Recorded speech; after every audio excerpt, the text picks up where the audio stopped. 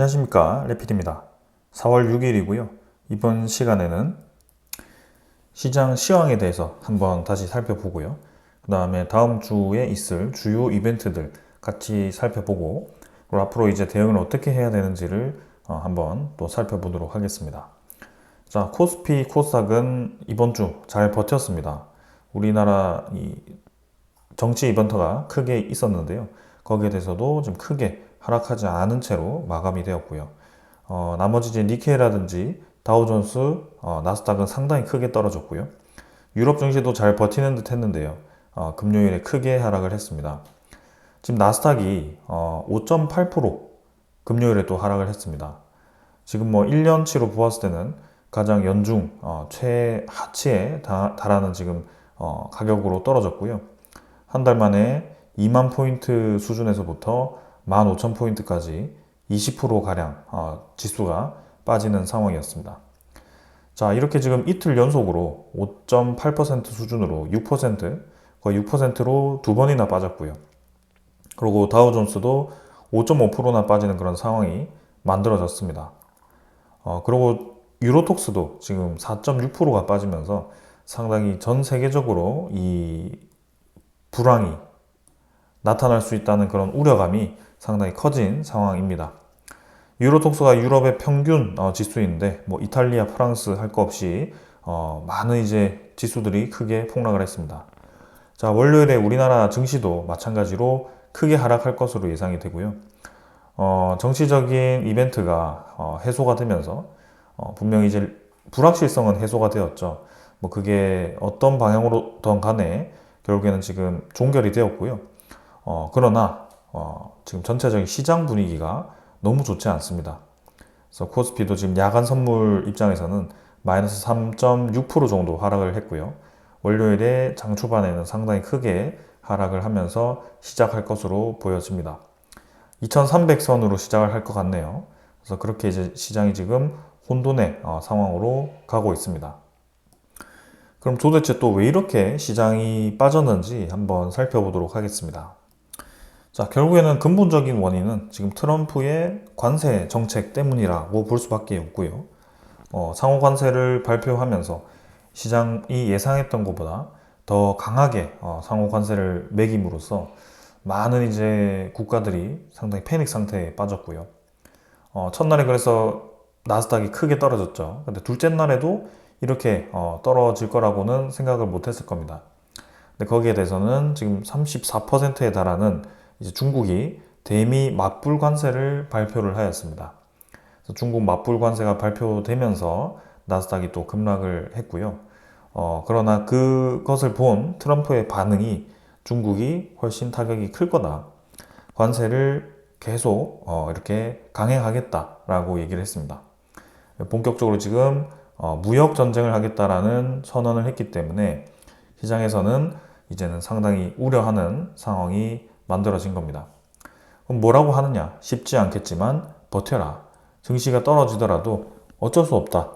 본인이 생각하는 정책대로 시행을 하면 미국은 다시 위대하게 될 수 있을 거다라고 얘기를 합니다. 자, 그래서 실제로 지금 4월 5일부터 어제부터였죠. 캐나다, 멕시코 등을 제외한 전 세계 대다수 국가에 10%의 기본 관세를 부과하기 시작했고요. 9일부터는 상호 관세를 명목으로 한국 25%를 포함해서 60여 개국에 차등적인 관세율을 적용한다라고 되어 있습니다. 그래서 9일이기 때문에 7일, 8일 협상의 여지가 있다라고 볼 수 있겠지만 지금 당장은 크게 그 며칠 만에 협상을 타결해서 관세를 없던 것으로 하기에는 트럼프의 이 강경한 태도가 보여집니다. 그래서 분명히 치고받고 몇 번 이제 휘두르고 나서 협상을 시도할 가능성이 커 보이고요.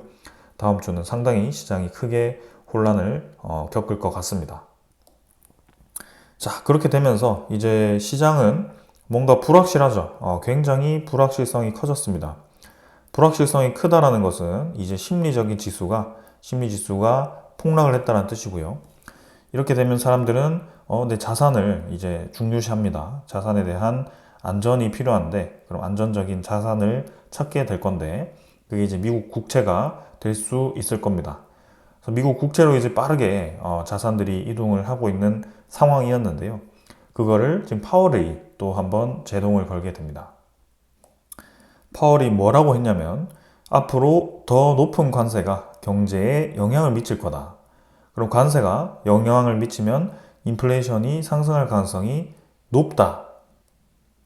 그래서 관세 인상이 예상보다 상당히 클 거라는 점이 이제 분명해지고 있고 얼마나 어느 정도 영향을 미칠지 불확실하다라고 얘기를 했습니다. 그래서 이게 얼마 전에 FOMC에서 발표했던 파월의 이 얘기와는 또 다른 얘기죠. 왜냐하면 인플레이션이 그렇게 우려가 되지 않는다라고 얘기했는데요. 인플레이션이 지금 몇 분기 동안 상승할 가능성이 크다라고 보았습니다. 그래서 몇 분기라고 한다면 당장 지금 1분기에서 2분기로 들어왔기 때문에 3, 4분기까지는 적어도 인플레이션이 나올 수 있다. 기대 인플레이션이 상승한 만큼 상당히 지금 물가에 대한 상승률이 커질 수 있다라고 본 겁니다. 그럼 이게 무슨 말인가요? 서두를 필요가 없다라는 뜻입니다. 금리 인하를 지금은 서두를 필요가 없다. 이번 주 목요일에 또 아마 발표를 할 거거든요. 그래서 파월 의장이 이제 얘기를 할 텐데 그때 금리에 대한 인하 발표를 할 가능성이 좀 낮아지지 않았나라는 생각입니다. 근데 트럼프는 반대로 얘기를 하고 있습니다. 지금 트럼프는 SNS에서 지금 연준 의장인 제롬 파월이 금리를 인하하기에는 완벽한 시점이다. 그는 항상 늦지만 자신의 이미지를 빠르게 바꿀 수 있다라고 하면서 압박을 한 겁니다. 트럼프는 금리를 내리길 원하는데 파월 의장은 지금 금리를 내릴 때가 아니다라고 판단을 하고 있는 겁니다. 왜냐하면 이게 지금 인플레이션을 유도할 수 있기 때문이죠.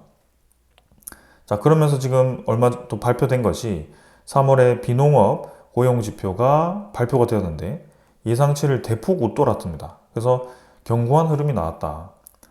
뭔가 소비적인 심리는 위축되어 있고 이 경기가 둔화될 수 있다라는 시그널이 나오는 와중에 비농업 고용지표는 또 괜찮다.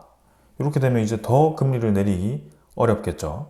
그런데 인플레이션이 또 소비를 막 이제 활발하게 해서 올라가는 게 아니라 이 관세 때문에 물가가 높아지는 것이기 때문에 상당히 지금 왜곡이 생기는 겁니다. 시장에.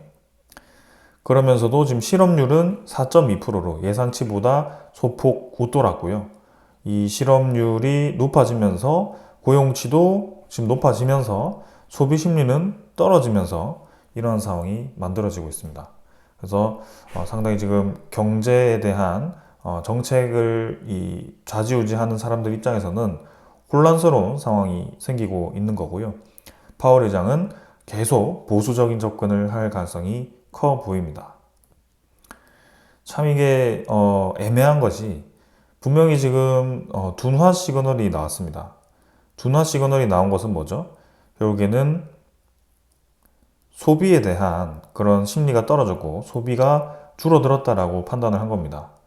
근데 여러분들이 보시기에는 소비가 줄었다라고 해서 다른 사람들의 소득이 줄었을까요? 라는 생각을 하게 될 겁니다. 그리고 다른 사람들의 자산이 줄어들었냐라는 생각을 하게 될 겁니다. 결국에는 자산은 여전히 많이 있지만 소비가 줄어들었을 가능성이 크거든요. 그러면 이러한 상황에서 자산이 많이 있는 상황에서 소비가 줄었다고 해서 이제 섣불리 금리를 떨어뜨리게 되면 이 많은 자산들이 어떻게 될까요? 다시 시장으로 빠르게 투입이 될 겁니다. 그래서 지금은 그런 상황이 만들어지면 다시 한번 인플레이션이 유발될 가능성이 큽니다. 그때는 관세에 의한 인플레이션이 아니라 이제는 소비가 완전히 이제 살아나면서 엄청나게 활발하게 소비가 되면서 나타나는 인플레이션이 될 수 있습니다. 그 말인 즉슨 결국에는 지금 시장에는 아직도 돈이 많다라고 볼 수가 있고요. 사람들이 여유 있는 자금을 많이 가지고는 있지만 현재 소비를 활발하게 할 만한 그런 상황이 아니라고 생각해서 일단은 안전자산에 저축을 해두고 있고 안전자산을 확보해두고 있을 가능성이 크다라고 보시면 됩니다. 그 일례로 금값이 사상 최대로 지금 올라가고 있는 것이고요. 금값이 사상 최대라는 뜻이 뭐죠? 결국에는 금값을 올릴 수 있는 자산들이 모여 있다. 금값이 올라간다고 하는 것은 금에 대한 시가총액 자체가 계속 높아지고 있다는 뜻입니다. 그러면 우리가 보았을 때는 자산이 지금 시장의 총액이 어느 정도 풀려 있을 때 여기가 줄어들었다고 해서 지금 여기가 그대로 있는 게 아니라 여기가 부풀려져 있는 거죠. 상대적으로 계속 이동을 하고 있는 겁니다. 그래서 섣불리 지금 금리를 내리면 다시 한번 여기가 활발해지면서 물가를 높일 수 있다라고 볼 수밖에 없는 상황이고요. 트럼프가 지금 의도적으로 금리를 낮추는 상황을 만들기 위해서 이렇게 이 국채 금리를 빠르게 떨어뜨리는 아주 큰 이벤트를 만들었는데요. 파월 의장 입장에서는 빠르게 금리를 내리기가 쉽지 않은 상황이라고 생각이 됩니다. 자, 그럼 이게 이제 계속 이런 식으로 대치가 되는 순간 이제는 정말 미국 경제가 역성장을 할 수도 있다라는 얘기가 나오게 됩니다. JP 모건이 미국의 성장률을 마이너스 0.3%로 하향 조정을 했습니다. 역성장을 한다는 뜻이죠. 그만큼 지금 올해 미국 경제가 이 관세 정책이 그대로 갔을 때는 정말 크게 타격을 받을 수 있다라고 보는 것입니다. GDP 성장률을 1.3%에서도 지금 내린 거고요. 실업률이 5.3%까지 올라갈 수 있다라고 보는 겁니다. JP모건뿐만이 아니라 바클레이즈, 시티은행, 그 다음에 UBS 등도 줄줄이 하향을 했고요. 미국의 수입이 20% 이상 줄어들 수 있다라고 표현을 하였습니다. 미국의 성장률이 떨어지는 것은 그죠? 결국에는 침체가 나타날 수 있다. 마이너스 성장 자체가 지금 침체로 나타날 수 있다는 뜻이고 시장이 급속하게 냉각이 될 수 있다라고 보는 것입니다.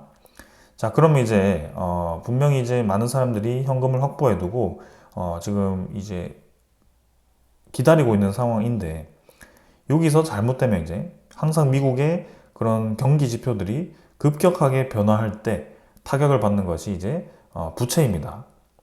그래서 미국의 채권을 담보로 부채를 발행했다든지 아니면 이런 많은 자금들이 이제 서로 얽히고 얽혀가지고 지금 이제 만들어져 있다든지 그런 것들이 서서히 이제 압박을 받기 시작할 거고요. 그 부채가 어디서 터질지 모르는 상황이 될 수 있는 그런 상황입니다.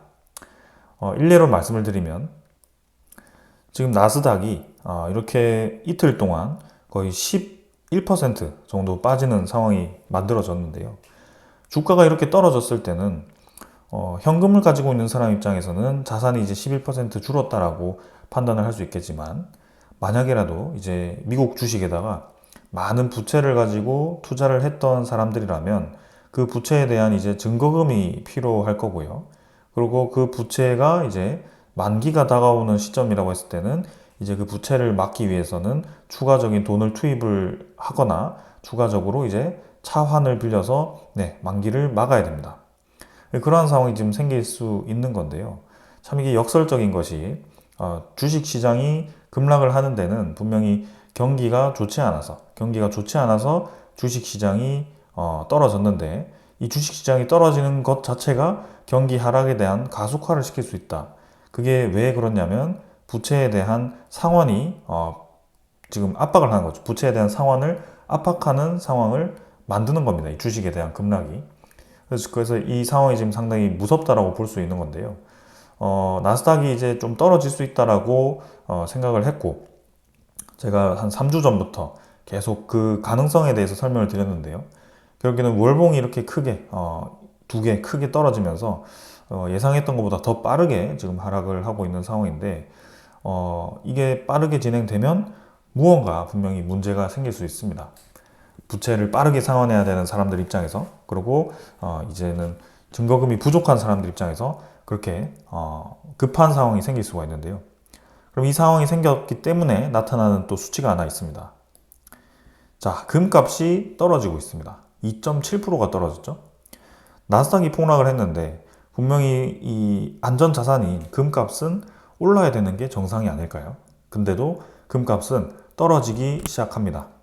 이 뜻은 금을 이제 차익 실현을 해서 급한 현금을 만회하기 위해서 차익 실현을 하는 과정이 아닌가라는 생각을 할 수밖에 없고요.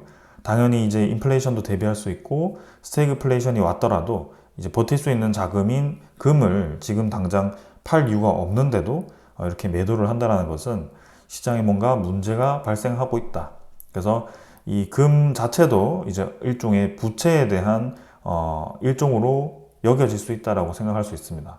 그래서 정말 이제 크게 공황이 왔을 때는 이 금값도 하락할 수 있다라는 일례를 지금 보여준 거고요. 상당히 지금 복잡하게 흘러가고 있습니다. 자, 그러면서 이제 독일도 이제는 미국에 대해서 상당히 불신이 커지고 있는 그런 상황이고요. 트럼프를 믿지 못하겠다.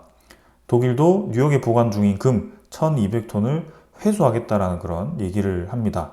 그래서 연준 지하에 지금 금고가 있는데 거기에서 181조를 빼겠다라고 얘기하는 거고요.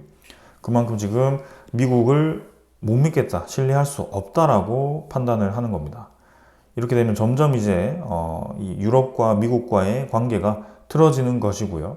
이게 장기화가 되었을 때는 이제 이 전 세계적인 글로벌화된 경제가 탈세계화가 되면서 각각의 이익을 위해서 싸우는 그런 상황이 만들어질 수 있습니다. 그게 이제 1900년대에도 나왔던 그런 상황이었고요. 그게 극에 달했을 때 관세 전쟁을 펼치면서 세계 경제 대공황이 왔던 시기가 있기 때문에 상당히 지금 그와 유사하게 흘러가고 있고, 그리고 이제 전쟁이 일어나기 좋은, 그죠? 서로에게 이익을 극대화 생각하면서 이제 이 위기를 만회할 수 있는 선택을 하는 것이 그러한 전쟁이 될 수 있기 때문에 상당히 지금 이 세계가 위험하게 흘러가고 있습니다. 자, 그런 면에서 지금 주식시장은 상당히 좋지 않은 상황이고요. 우리나라 코스피도 마찬가지 같은 영향을 받을 겁니다. 분명히 이제 정치적인 이벤트가 해소가 되었기 때문에 환율도 이제 급락을 했었죠. 1430원대까지. 근데 이게 웬걸? 환율이 다시 올라왔습니다. 1458.5원. 그래서 V자로 환율이 반등을 했고요. 이것은 결국에는 환율에 대한 하락 주체가 우리나라의 경제를 좋게 생각해서 환율을 낮추는 주체가 아니라 억지로 환율을 끌어내리기 위한 조치였다라고 볼 수밖에 없고, 환율이 다시금 불확실성 때문에 올라가기 시작했다라고 볼 수가 있습니다. 그러면서 지금 이제 우리나라에 대한 경기가 점점 이제 성장률이 낮춰지고 있고, 예상되는 성장률이 금리가 떨어지기 위한 상황으로 가고 있습니다. 네, 금리를 떨어뜨려도 결국에는 한국에 대한 경기가 살아나기 쉽지 않은 상황이고, 오히려 금리를 떨어뜨리는 효과가 환율을 높일 수 있는 상황이기 때문에 이 환율은 계속 높아질 수 있다는 그런 압박을 받습니다. 그러면서 트럼프의 의도대로 지금 이제 시장은 흘러가는 듯 보이지만, 아까 말씀드렸다시피 시장에는 이미 많은 돈이 풀려 있는 상황이고, 제롬 파월이 얘기했듯이 인플레이션이 유도가 되었고, 만약이라도 금리를 잘못 내릴 경우에는 다시 한번 인플레이션이 부활할 수 있기 때문에 상당히 신중해야 된다라고 얘기를 하는 거고요. 그래서 한 달치로 보았을 때는 아주 드라마틱하게 이 국채금리가 떨어져서 지금 이제 추가 기준금리를 하락시킬 수 있는 상황으로 만들긴 했지만, 요거는 분명히 인위적으로 만든 것이고요. 시장에서는 다르게 반응을 할 수 있다라고 생각이 됩니다. 자, 그러면서 또 하나의 특이한 사항이 생겼죠. 지금 일본의 10년물 국채금리가 아주 크게 급락을 했습니다. 12%까지 1.17%까지 떨어졌습니다. 와, 이거 1.6%까지 가면서 이제 계속 올라가면 이제 미국의 국채금리와 좁혀져서 국채 이 금리가 점점 좁혀지게 되면 이제는 엔캐리 트레이드 청산에 대한 우려감이 커질 수 있다라고 얘기를 했는데, 지금은 0.5%가 지금 며칠 만에 급락을 했습니다. 이 이유가 뭘까요? 결국에는 일본에 대한 일본 국채 가격이 급등을 했기 때문입니다. 안전자산으로 여겨지는 일본의 국채 가격이 급등을 했기 때문에 일본의 국채 금리가 지금 떨어졌는데요. 이게 뭘까요, 또? 일본의 국채로 돈이 이동하고 있다라고도 볼 수가 있습니다. 참 의아하죠. 일본의 국채 금리는 떨어져서 뭔가 엔캐리 트레이드 청산의 우려는 없어진 것처럼 보이지만, 실상으로는 이미 자금들이 일본의 국채로 이동을 하고 있다라고 볼 수가 있습니다. 그래서 위험 자산으로부터 지금 회피를 하는 상황이 생기고 있고, 미국 채권도 올라가고 있고, 일본의 채권도 올라가고 있고, 지금 위험 자산은 계속 내려가고 있는 추세로 진행이 되고 있습니다. 그래서 일본의 채권 수요가 높아지면 미국의 이제 그런 부채, 새로운 부채를 발행할 때 좋은 상황이 만들어질 수 있습니다. 트럼프 입장에서는 좋지만, 근데 지금 어떻게 되고 있죠? 이 다른 나라들이 미국에 대한 신뢰도가 상당히 떨어지고 있습니다. 신뢰도가 떨어지는데 내가 미쳤다고 미국의 채권을 사주겠습니까? 안 그래도 미워 죽겠는데 채권 있는 거라도 지금 팔고 다른 국가와 협력을 시도하겠죠.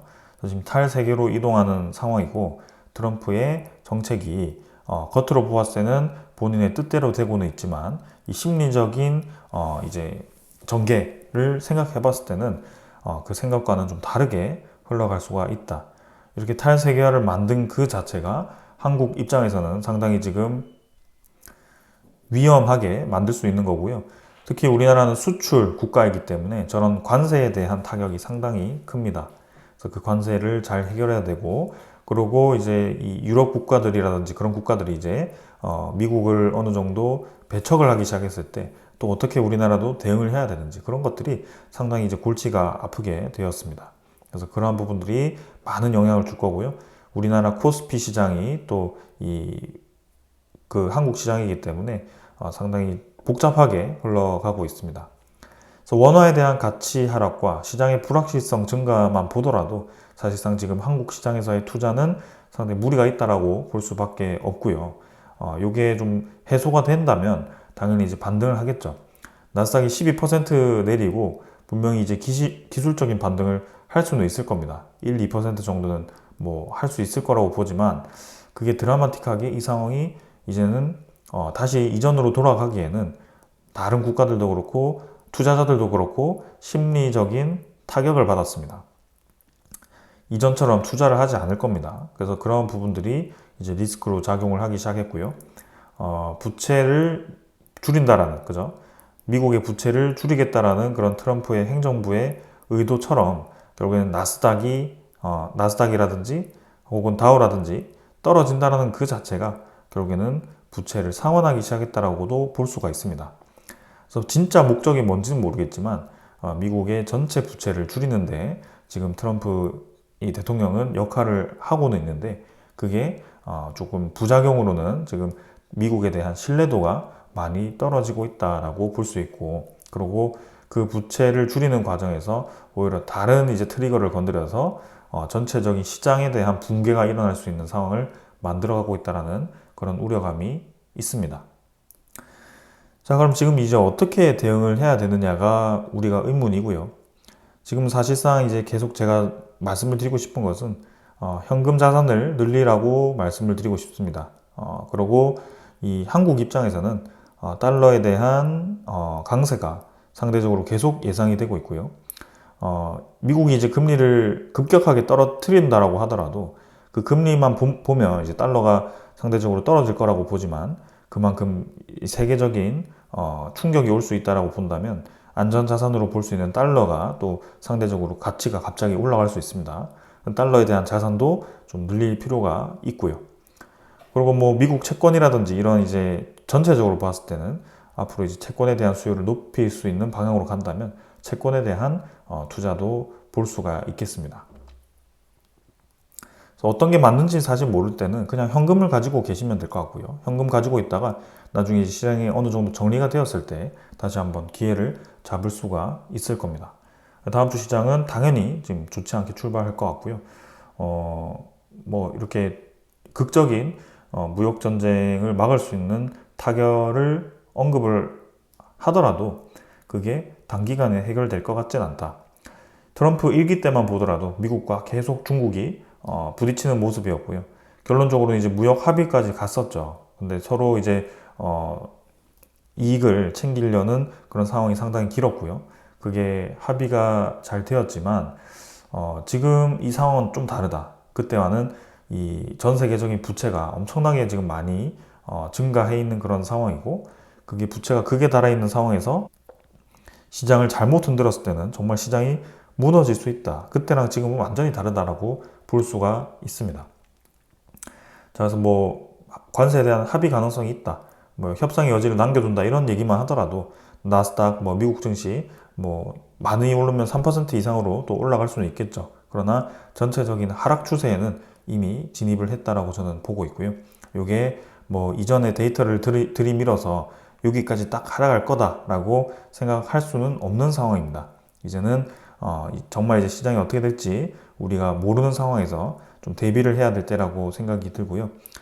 상당히 이제 많이 빠지게 되면 크게 빠질 수 있는 상황입니다. 부채가 급격하게 빠졌을 때에 대한 나스닥 차트가 여기 잘 표현이 되어 있고요. 1년 만에 지수가 반토막이 났기 때문에 그 또한 우리가 잘 생각을 해야 됩니다. 자, 그래서 네, 오늘 여기까지 하고요. 다음 주 그리고 이번 달 내내 이제 조금 어려운 시장이 펼쳐질 것 같습니다. 그래서 이번 주는 이제 4월 9일에 트럼프의 관세가 정말 이제 발효가 되느냐라는 걸 기다리면 될 것 같고요. 그럼 트럼프 관세 발효 이후에 10일에 중국 보복 관세가 발효가 되느냐, 그리고 그 이외에 이제 EU 국가라든지 그런 다른 국가들이 또 미국의 이 관세에 대해서 중국에 힘입어서 추가로 보복 관세를 또 할 거냐, 그러면서 이제 미국의 물가 지표, CPI 지표와 PPI 지표가 또 발표가 되고요. 파월 의장의 발언이 또 있기 때문에 그러한 것들 다 같이 보도록 하겠습니다. 자, 미국의 GDP가 역성장한다는 것은 상당히 지금 시장이 좋지 않게 보고 있다는 뜻이고, 계속 그런 상황이 이어진다면 올해 주식시장은 상당히 어려울 것 같습니다. 자, 그래서 여기까지 하고 마무리하고요. 지금 가장 최선의 방법은 현금 확보가 아닌가 싶은 생각입니다. 자, 내일 뵙도록 하겠습니다. 감사합니다.